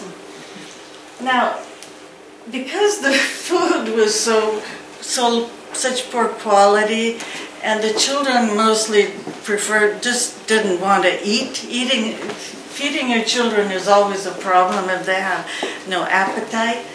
So we had this wonderful doctor, at the camp, Dr. Fulvio Fumi, who was Italian, that came there on a regular basis. There was also a clinic. He had an enormous heart and took personal care with each one of us, especially with my family. I remember that very, very well. I always remember my mother and call her Signora Chernozubov, always polite. So anyway, part of Dr. Fumi's program was to integrate with the International Red Cross and the Swiss service to provide a change of scenery for the children and to get them to be nourished better. And this program was designed to have Swiss families foster the children for a couple of months in the summer. So here I am, 5 years old, in the Riziera courtyard, so you could see, the angles of the two buildings together. Here are a bunch of newcomers that watching. I have a little Red Cross tag on me. I'm a happy kid. I think something great is about to happen. Little did I know that it wasn't going to be that much fun to be away from my mother. So here I am on the train, and this is the kind of experience that Yura also might experience. So we were imagine children, 5 years old, starting. Here I am, put in the train, my mom waving to me, and I'm off to some strangers. Okay, this is, talk about, kinder transport. And these are the kind of Swiss ladies that took care of us. I am standing on the little one, and then this is some other girl from the camp. I don't know who she was, but these two ladies were neighbors. And we are in Lausanne. So after 2 months in Lausanne, you come home speaking French. You forget your Russian. I would throw tantrums because I missed my mother, and I was a terrible child for these people. But after a while, I kind of accepted my life, and you could see here I am. This is in Zurich, the second summer that they sent me, and I'm with the little boy René, and they dressed me up in beautiful yellow dress, and I had got toys that I never saw in the camp.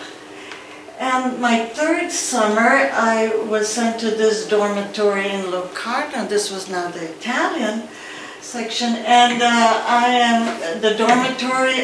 This is actually a still existing children's ophthalmologic hospital. And upper floors were dormitories for children recovering from their surgeries. And there were about 5 of us kids from the camp that lived there with these recovering children. The reason I have this picture here of me, because you saw in George's slide how the people were picking up clothes that were being delivered to them. Well, my mother would look through a lot of the clothes, and she found a man's suit that she liked, and she took it all apart and made this dress for me in that particular sewing room that you saw also from, thank you. That was just a great picture. So, kind of very roughly made, but I was pretty proud of it. Okay, so that's it. Okay, Dr. Fumi had this car. And just to tell you, just to show you how much we loved this man, you know, that if you saw his car parked anywhere, you would try to touch it. It would become like a symbol of something. And here you could just see it. I'm a happy kid, and my sister was 4 years younger, and we just had to have a picture taken with Dr. Fumi's car. And you saw this one, these are the scouts. So now, even though I wasn't part of the adolescent group, I got this photograph from this lady here. This is Margaret Chernozubov. She lives in Marin County. And over here, yes, this is all Serbo-Croatian, and that's number 6 principle of the Scouts. Scout je raspoložen I dobar. So the scout is empathetic and kind. Right? So remember those? Okay. Okay. So this is how they tried to occupy the adolescents, the teenagers. You know, there were actually classrooms in the Riziera, so I didn't know that there were facilities being rented outside of the camp. And my father taught chemistry here, and this, I acquired this because I thought it was really a good picture of children making toys for other children. So imagine, we were being taught not only the culture of our parents, but we were also being taught to be, while we were refugees, we were making toys for other children who were deprived. And this was an amazing event. Now, it happened already towards the end of my stay, around 55, when we really were able to acquire much more props and costumes to really put on a proper show. And this was absolutely the most magnificent show, where this is Sleeping Beauty, and so there are all these animals and all of these gnomes, and we had a wonderful ballerina, the Margaret Chernozubov, and all of these props, the big mushrooms, buchamore. And at the end, we had the Allied representatives come to the camp and present us with Christmas toys and, presents, these boxes. So here's an idea. And the box usually had a huge chocolate bar from Queen Wilhelmina of the Netherlands. She was also a great supporter. And there were always walnuts and also tangerines. We had fresh tangerines. That was unusual. Okay, and here's another picture where you can see from the same official when he has his that particular patch honoring a young graduate. Now, my mother at some point decided that in the camp, education wasn't what she had wanted for her little girl.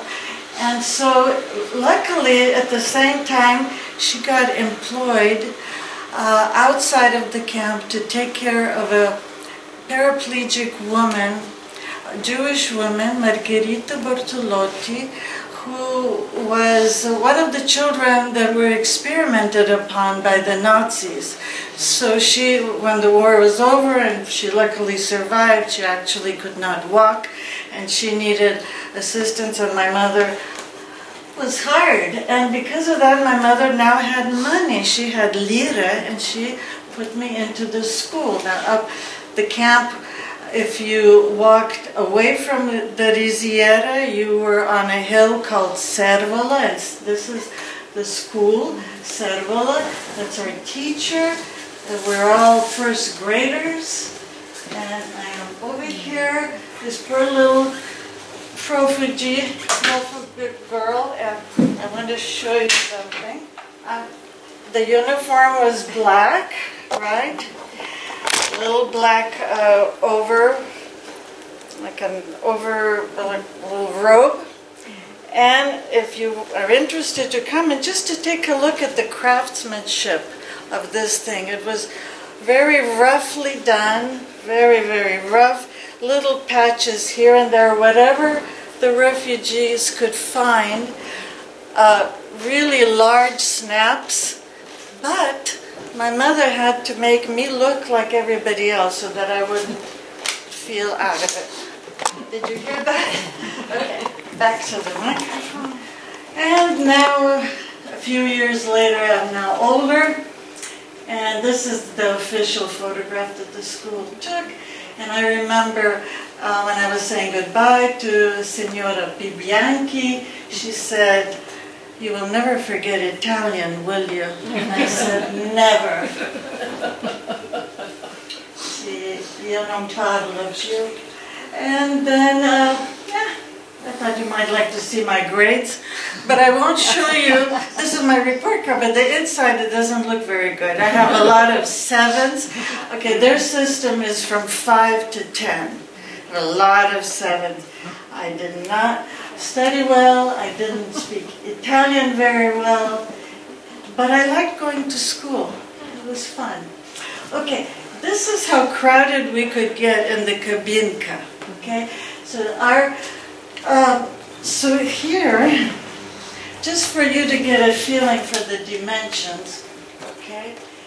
Okay, so over here, from here to here, is one bunk bed. This is the upper part where my mother erected this Christmas tree. Down here would be the lower one, where maybe my sister would sleep and my father would be up here. Perpendicular to it, right along here, was the second bunk bed. Okay, then my mother would be here and my sister would be on the lower.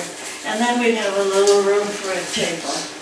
Okay, this is me with my teddy bear. Okay, you guys, thanks for indulging a little bit of my nostalgia.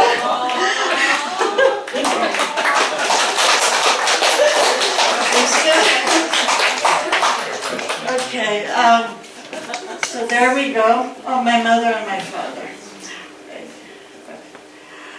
My 8th birthday. Okay, by now, so 8th birthday, this is 1955. And a lot of the refugees had already been placed, they had emigrated to their respective countries. And all of a sudden, there's a lot of room in this kabinka. Why? Well, because the kabinka across from ours was now empty, and my mother put my dad into that one. She said, and suddenly, I am sleeping on a normal bed down here, and there's a beautiful quilt up here that my mother embroidered with children, for the children and animals, and right here there was another bed where my mother and my sister slept, and my father had his own room, and he would call me in there and we would work on math, arithmetic. So when Alex, I guess when Tespiridon already emigrated, and the Riziera in our location, they opened up a small church. This was us, and again, you took your pictures during the big holidays. So, of course, it's Easter, my sister and I, and in the Riziera we had our own blessing of the kulichi. Now, I remember here this particular batch of kulichi that my mother made. I don't know which one of these, but that's these. My sister's over here. along this wall here, there was also a kitchen with a huge wrought iron stove. And you had to sign up in order to have some time to use it. And I remember worrying along with my mother, how are we going to get the kulichi done in time? And were they going to rise? What did she bake them in? Because I used They probably used cans. Well, yeah. Of what? From what? They got them, консервированные банки были повсюду. Да, да. Так что, Coffee cans. anyway, they rose pretty well. They did. Coffee cans, yeah? Yeah, maybe coffee cans. Okay, so here we are, still very убогие. Очень убогие, but we have finally been granted permission to immigrate to the United States. And my mother was cleared of her TB issues. She never really had active TB, but apparently the x-rays constantly showed that she had some scar tissue, and they were monitoring it to make sure that it wasn't going to develop anything active. And the Italian government would give you these little booklets, so documents for travel, and my mother had one too, and the other pages show that the children are listed, and I just thought you might like to see what it looked like on the inside. All stories have to have a happy ending, and this is mine. My dad was happily employed by Bechtel Corporation, first in Los Angeles. The reason we arrived there is because our sponsor, Milica Svetoslavna Chikadaeva, lived in LA, and within 2 weeks of our arrival, lo and behold, my dad got employed. Here he is, a happy camper, such a different person.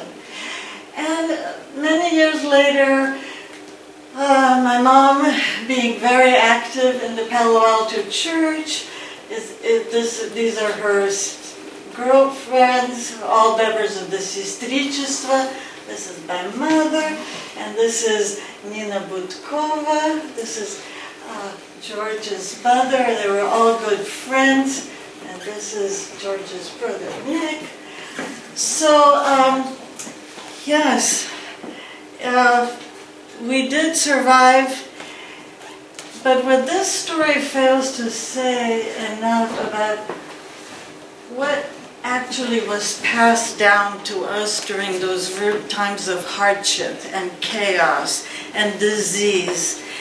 And the camp was not a pretty place for children. I saw things that I shouldn't have seen. I really have put those out of my mind, but this has brought, going back to these things has brought a lot of that back to me.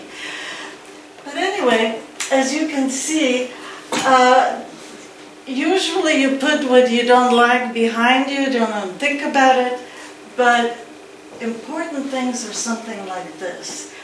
I was not even able to read Russian yet, and they give me this amazing book by Inca Press, Geneva, Kapitanskaya Dochka. It's beautifully engraved, not engraved, but what is it? Signed. Dedicated to me. And so I just want to thank the museum and Margarita for putting this on, because it's been my dream that somehow we would leave these stories about this Trieste, who nobody has talked about. Here I am, 78 years old, and we're finally talking about it. So, Margarita, I would like to give you this, my book. Oh, for you and for your museum. Thank you so much.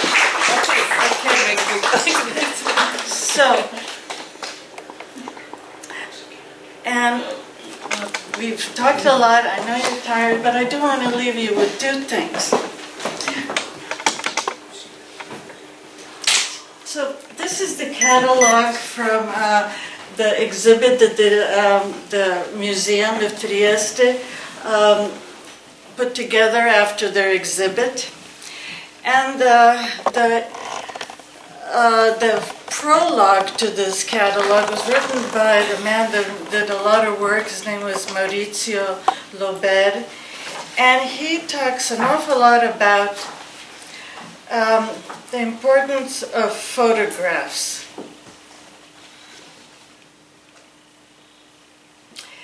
And he quotes a person who analyzes a lot of photographs for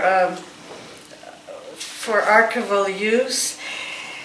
And this is what he says. Photographs are not just an image that reflects personal family history or a specific moment that a family wants to sort of keep for posterity and return to. Rather, it is really a living example of the circle of life, so to speak, where you are born in that photograph, and then you live your life, you pass away, and then through the photograph you die again. And when we die the second time when your photo is found and nobody knows who you are. So I think that a museum like this, and saving photographs and keeping memories of us after we are gone for the future is going to help preserve the memory and keep us alive. Yeah. And the second thing I want to say that I think is extremely, extremely touching and moving for me personally is that I acquired a few articles that were published in the Ruskaya Жизнь here.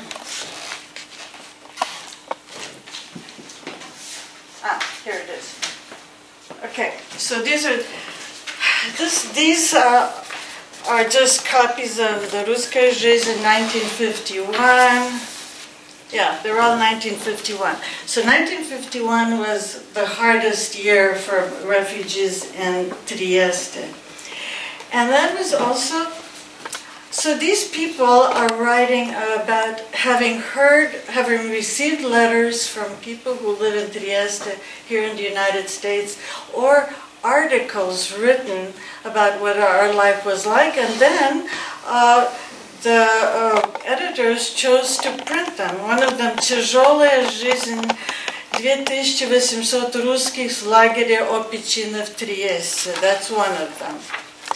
Another one is «Новая русская беда». And then another one, «Нам пишут из Триеста». Everybody understand that, more or less? Okay. Из статьи «Нам пишут из Триеста». I'm going to, can I read it? I'll just read it in Russian, right? Okay, значит.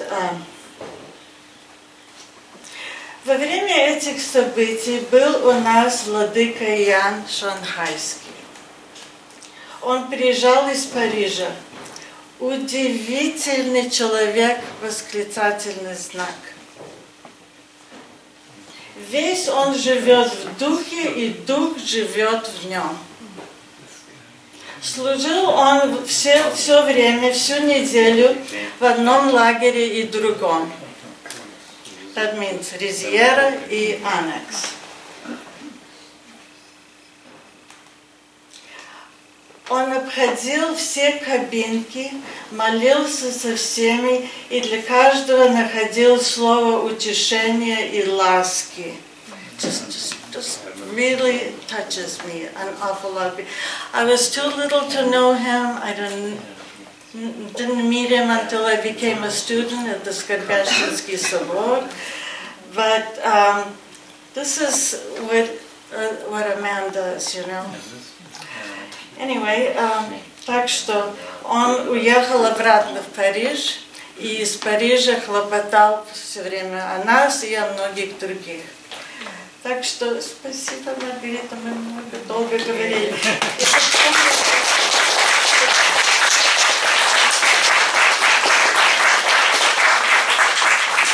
Простите, а вот эта книга здесь, что это значит? Это, если хотите посмотреть, вот как... Да, еще. Вот этот ряд книг, это вот какая ирония судьбы, да? Значит, мы бедные, живем в лагере, где у детей нету ни игрушки, ни книг, ничего, да? Одновременно моя мама узнает, что ее сестра живет в Баку, они друг друга нашли, и она пишет, и они стали переписываться. В Баку, значит, в 51-м, 52-м, 3-м году, наверное, было очень тяжело. Кроме того, люди боялись, наверное, переписываться с Западом. Все-таки моя тетя нашла достаточно воли и любви, чтобы из Баку присылать нам в лагерь вот эти книжки детские, по которым я училась. Вот это замечательная сказка «Ласточка». Да? Вот тут вы, наверное, знакомы с этими, да, изданиями. Это Чуковского «Мой Дадыр», которого я знала, повторяла по 1000 раз. Да?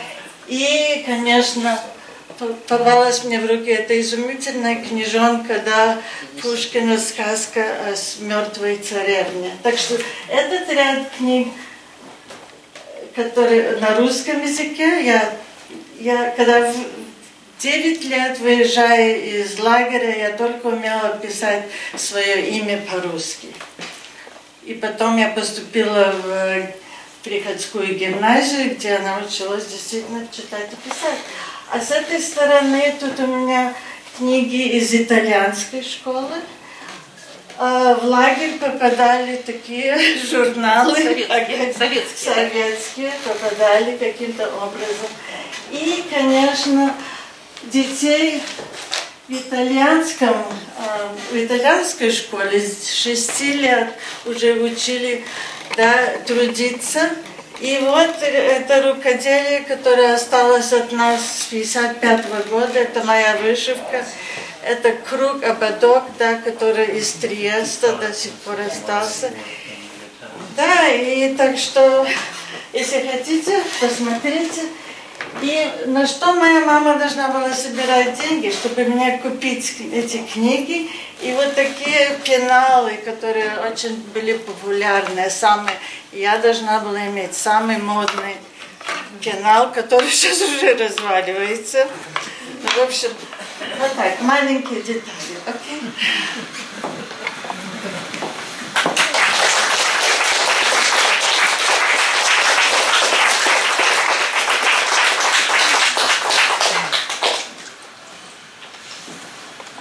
As Margaret mentioned, this book here, which was a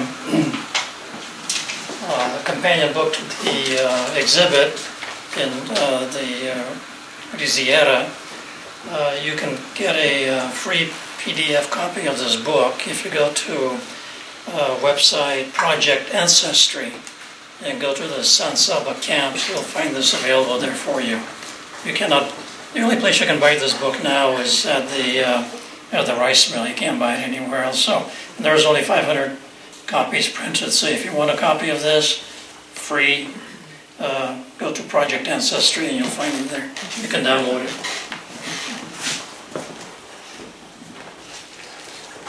That's it.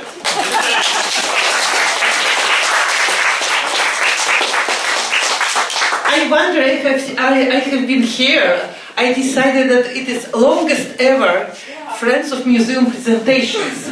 So twice or maybe 3 times longer. But I wonder that everybody here is still listening. I think because it was not called like scientific, it was from the heart. And both George and Margarita made it just perfectly. Thank you very much. We are still here.